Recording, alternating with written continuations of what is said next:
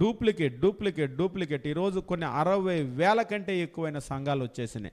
ఒక సంఘంలాగా మరొక సంఘం ఆచరణ ఉండదు, ఒక సంఘంలాగా మరొక సంఘం బోధ ఉండదు.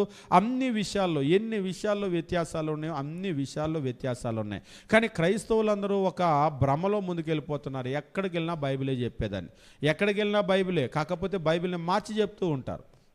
ఒకవేళ మనం చెప్తే కొంతమందికి నమ్మటానికి కష్టంగా ఉంటుంది, కానీ ఎక్కడికి వెళ్ళినా బైబిలే, కానీ బైబిల్ మార్చి చెప్తూ ఉంటారు. మార్చకుండా కనుక చెప్తే అన్ని చోట్ల ఒకలాగానే ఉండాలి.